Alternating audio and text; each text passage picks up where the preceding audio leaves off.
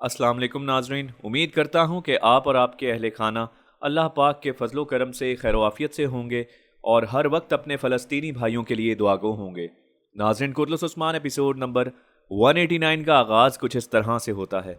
उस्मान साहब, सोफिया, बाला खातून और दीगर सिपाही मिलकर हलीमा को तलाश कर रहे होते हैं और सारे के सारे ही बहुत फिक्रमंद होते हैं कि किसी तरीके से उनको हलीमा के बारे में कुछ पता चल जाए। उस्मान साहब अपने सिपाहियों से कहते हैं कि तुम दाईं तरफ देखो, जबकि सोफिया अपने सिपाहियों से बात कर रही होती है कि हमें जल्द अज जल्द बुइनिया को तलाश करना होगा। ये नाम सुनते ही बाला खातून को गुस्सा आ जाता है और वो सोफिया की तरफ आगे बढ़ते हुए कहती हैं कि तुम जैसी चालबाज खातून की वजह से आज मेरी बेटी मौत के मुंह में चली गई है, और ये आपस में उलझने लगती हैं। जबकि सोफिया भी मजीद गुस्सा करते हुए कहती है कि इस सूरत हाल की वजह मैं नहीं, तुम हो। तुम्हारी अपनी बेटी की जानिब एक मोहब्बत ने उसको इस नौबत तक पहुंचाया। जब ये दोनों खवातीन एक दूसरे के साथ दस्तो गिरबां हो रही होती हैं तो उस्मान साहब इनके पास आकर चिल्लाते हुए कहते हैं कि तुम लोगों को क्या हो गया है? तुम्हें मालूम होना चाहिए कि अभी हमारा सबसे पहला हदफ यह है कि हम कुछ भी करके हलीमा को तलाश करें। और फिर सोफिया से उस्मान साहब कहते हैं कि सोफिया, अपनी हद में रहो और बाएं जानिब अपने सिपाहियों को लेकर जाओ ताकि जल्द अज जल्द हलीमा का पता चल सके। और फिर बाला खातून से उस्मान साहब कहते हैं कि तुम फिक्र मत करो, बहुत जल्द हमें अपनी बेटी मिल जाएगी, बस हमें उसे तलाश करना होगा। और तुम भी सिर्फ इसी बात पर तवज्जो दो कि जल्द अज जल्द हलीमा का पता चल जाए।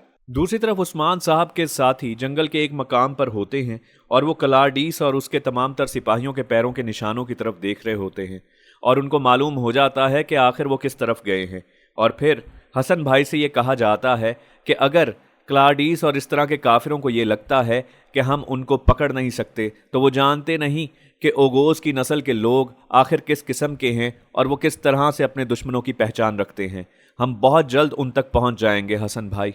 फिर जंगल के एक और मकाम का मंजर दिखाया जाता है जहां क्लाडीस का सिपाही आकर उसको बताता है कि मुझे अभी मालूम हुआ है कि हसन और कोचा मिलकर हमारा पता लगाने की कोशिश कर रहे हैं। क्लाडीस जवाब देते हुए कहता है कि बहुत खूब, मैं भी यही चाहता हूं कि वो अपने झुंड से अलहदा हो जाएं ताकि उनके साथ जो कुछ भी हो उसके जिम्मेदार वो खुद हों। और फिर उसके बाद क्लाडीस अपने सिपाहियों से कहता है कि इनमें से किसी को भी कुछ मत कहना, और फिर पूछने लगता है कि हसन और कूचा के साथ कितने लोग हैं। वो सिपाही जवाब देते हुए कहता है कि चंद लोग ही हैं। क्लाडीस कहता है बहुत खूब, हमें इंतज़ार करना होगा। दूसरी तरफ जंगल के उस मकाम का मंजर दिखाया जाता है जहां नदी में हलीमा मौजूद होती है। वो अपने आप को होश में लेकर आ रही होती है और जैसे ही वो अपने आप को कुछ बेहतर महसूस करती है तो वो नदी से आगे की तरफ बढ़ जाती है। जबकि दूसरी तरफ उस्मान साहब, सोफिया और बाला खातून अपने सिपाहियों समेत जगह जगह हलीमा को तलाश कर रहे होते हैं और बिल आखिर वो उसी जगह के करीब पहुंच जाते हैं जहां कुछ देर पहले हलीमा मौजूद होती है। और फिर उरहान भी कुछ आगे बढ़कर समझ जाते हैं कि ये वही जगह है जहां शायद कुछ देर पहले हलीमा मौजूद थी। और फिर वो उस्मान साहब और वहां पर मौजूद दीगर लोगों को बताते हैं कि यहाँ पर हलीमा के पैरों के कुछ निशान हैं।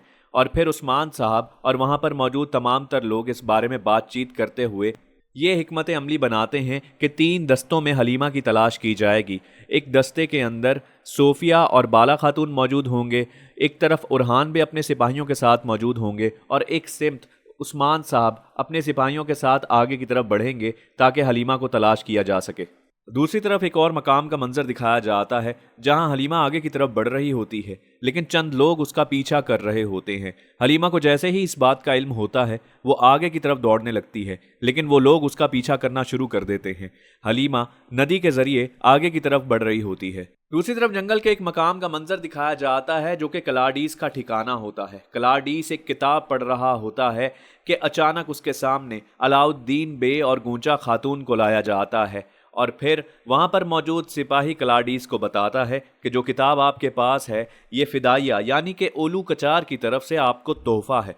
अलाउद्दीन बे उस किताब का नाम पढ़ लेते हैं और फिर क्लाडीस आगे बढ़कर अलाउद्दीन बे से बातचीत करने लगता है और कहता है कि मेरे लिए तो यही काफ़ी है कि मेरे पास उस्मान साहब का एक बेटा और बेटी मौजूद हो। ये खातून कौन है? और फिर सिपाही बताता है कि ये अलाउद्दीन बे की खातून है यानी कि उनकी बेगम। और फिर क्लाडीस जवाब देते हुए कहता है कि जैसा कि मैंने पहले बताया, मेरे लिए उस्मान का बेटा और बेटी काफ़ी है, लिहाजा इस खातून को अभी कत्ल कर दिया जाए। जैसे ही गूंचा खातून को उनके घुटनों के बल बिठाया जाता है और उन्हें कत्ल करने ही लगते हैं तो अलाउद्दीन बे आगे बढ़कर वहां पर मौजूद सिपाहियों से लड़ने लगते हैं और बिलाखिर कुछ देर के लिए गूंचा खातून को बचा लिया जाता है।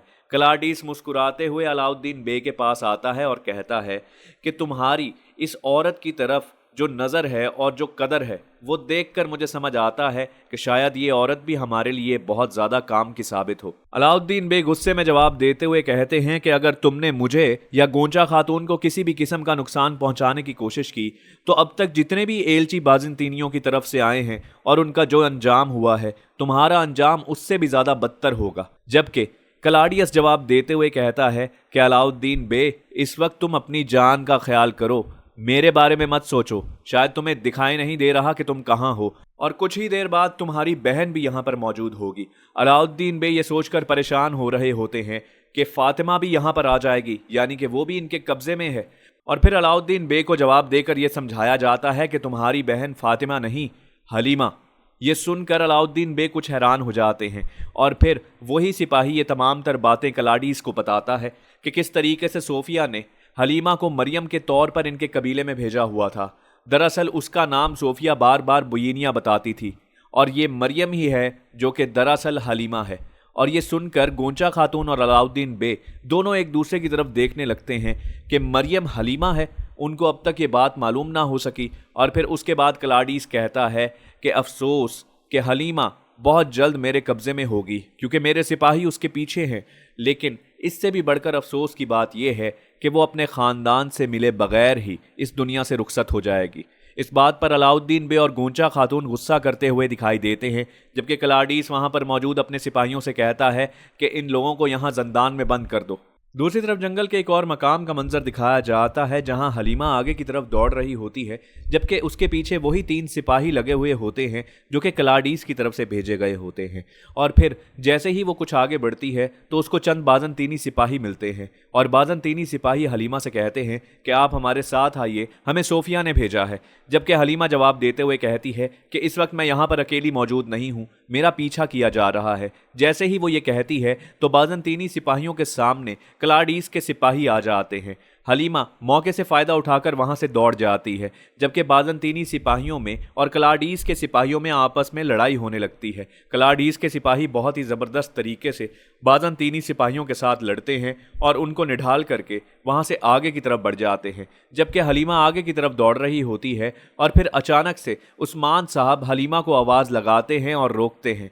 हलीमा जब उस्मान साहब को देखती है तो देखते साथ उसके मुंह से बाबा निकलता है, लेकिन वो फौरन अपने अल्फाज को तब्दील करते हुए उस्मान बे कहने लगती है। उस्मान साहब हलीमा से कहते हैं कि बहुत हुआ मेरी बेटी, अब तुम मेरे पास आ जाओ, बहुत से लोग तुम्हारे मुंतज़िर हैं, हम चाहते हैं कि तुम हमारे साथ रहो। हलीमा जवाब देते हुए कहती है कि मैं चाहकर भी ऐसा नहीं कर सकती। अगर मेरा जिस्म, मेरी ज़िंदगी आप लोगों की वजह से है तो मेरी रूह इतनी पलीत और गुनाहगार हो चुकी है कि मैं आपको बता नहीं सकती, लिहाजा मेरे लिए ये करना आसान नहीं होगा। उस्मान साहब जवाब देते हुए कहते हैं कि मेरी छोटी हिरन, तुम क्यों परेशान होती हो, ये बोझ हम दोनों मिलकर उठाएंगे।